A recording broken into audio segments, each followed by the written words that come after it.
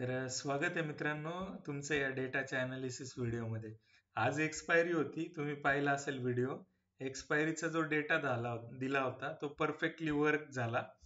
तुम्हाला मी बायस दिला होता निगेटिव्ह. हालाकी SGX निफ्टी काल तुम्हाला 30-40 पॉईंट पॉझिटिव्ह दाखवत होता आणि सगळ्यांचं म्हणणं होतं की मार्केट वरती जायला पाहिजे, पण तसं झालं नाही मित्रांनो. आणि जो डेटा आहे, जो निगेटिव्ह डेटा होता, तो त्या ठिकाणी कामाला आला आणि हेवीली निगेटिव्ह त्या ठिकाणी दुपारच्या वेळानंतर गेलं. ठीक आहे, एक्सपायरी होती.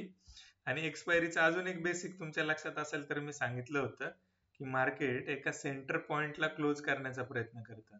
तर ते कसं, ते तुम्हाला मी त्या ठिकाणी सांगितलं होतं की जिथून एक्सपायरीची सुरुवात झाली होती, ज्या पॉइंट पासून, त्या पॉइंटला एक्सपायरी ऑलमोस्ट त्याच्या आसपास क्लोज करण्याचा प्रयत्न करतं. तर मित्रांनो बघा, 8 तारखेला एक्सपायरीची सुरुवात होती आणि ज्या 8 तारखेच्या आसपास मार्केट ज्या ठिकाणी होतं त्याच्याच आजूबाजूला क्लोज होण्याचा प्रयत्न झाला. म्हणजे जेवढी उतल-पुतल झाली ना, इकडे ह्या लेवलला शॉर्टिंग झाली असतील, पुट शॉर्ट्स वगैरे, इकडे काही झाले असतील, ह्या भागात काही स्ट्रॅडल बनवले असतील, तर ऑन अन ॲव्हरेज त्या एका पर्टिक्युलर प्राइसलाच मार्केट क्लोज होण्याचा प्रयत्न बऱ्यापैकी करतं. तर हे मॅनिप्युलेशन आहे. मोठे जे प्लेयर्स आहेत ते त्या हिशोबाने पैसे बनवतील ज्यावेळी मार्केटमध्ये दोन्ही साईडला मूव देऊन मार्केटला एका सेंटर पॉइंटला क्लोज करता येईल.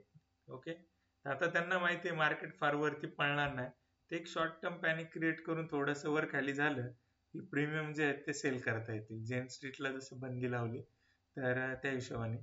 तर आता आजचा डेटा कसा आलाय तो आपण त्या ठिकाणी बघूया. सेंटिमेंट निगेटिव्हच आहे, म्हणजे डेटा जो आहे तो निगेटिव्हच आहे, पण आता परत अगेन SGX जो आहे तो तुम्हाला पॉझिटिव्ह दाखवतो. तर रिटेलर जो आहे तो थोडासा खुश होण्याचा प्रयत्न करतो की ऍटलिस्ट मार्केट वरती ओपन होईल आणि मला जे पण माझ्या पोझिशन्स होत्या त्या मला प्रॉफिट मध्ये काढता येतील. तर आता बघा, काल 28 लाखाच्या पोझिशन असताना सुद्धा 5,40,000चे लॉंग्स होते क्लायंटचे, पण आता डेटा ऑलमोस्ट 10 लाखाने कमी झालाय 33%, तरी पण त्यांचे लॉंग्स आहेत 5,94,000. म्हणजे पर्सेंटेज टर्म्स वाईज हे कालपेक्षा हेवीली पुन्हा पॉझिटिव्ह आलेले आहेत. म्हणजे यांनी लॉंग्स पुन्हा ऍड केलेले आहेत आज, किंवा लॉंग कॅरी केलेत. आणि रिटेलरचं गणित म्हणाल तर 5,16,000च्या पोझिशन्स 38-40% पोझिशन कापल्यानंतर सुद्धा ऍज इट इज आहेत. आणि ह्यांनी तर क्लिअरली निगेटिव्ह पोझिशन्स त्या ठिकाणी कॅरी केलेले आहेत. तर मित्रांनो, डेटा निगेटिव्ह आहे.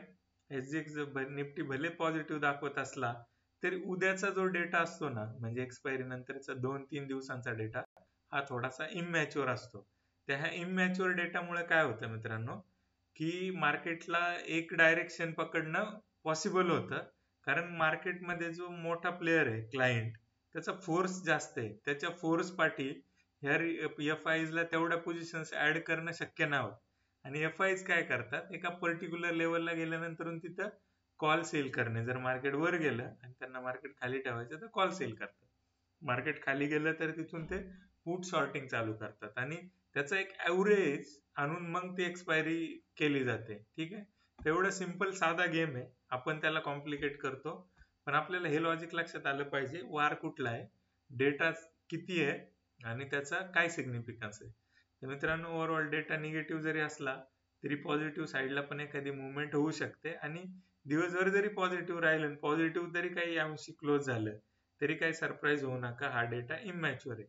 त्या वेळात सुद्धा त्यांनी शॉर्ट ऍड केले असतील कॉल्समध्ये, आणि ते आपल्याला बघायला मिळेल उद्याच्या संध्याकाळच्या डेटामध्ये. तर अशा पद्धतीने हे डेटाचं सिक्रेट्स आहे. मी ओपनली तुम्हाला सांगतोय. कोणी एक्सपर्ट असतील तर नक्की ते मला ट्रॅक करू शकतील आणि त्यांना माहिती आहे नक्की पण मी सांगतोय काय. ठीक आहे, तर आय होप हळूहळू तुम्ही डेटाचा इम्पॉर्टन्स समजत असाल आणि त्यातून फायदा मिळवत असाल. तर मित्रांनो, काही डिटेल्स मी तुम्हाला कमेंट पिन करून ठेवतोय, नक्की चेकआउट करा. तुमच्यासाठी खास सरप्राईज आहे त्या ठिकाणी. ओके, थँक्यू मित्रांनो.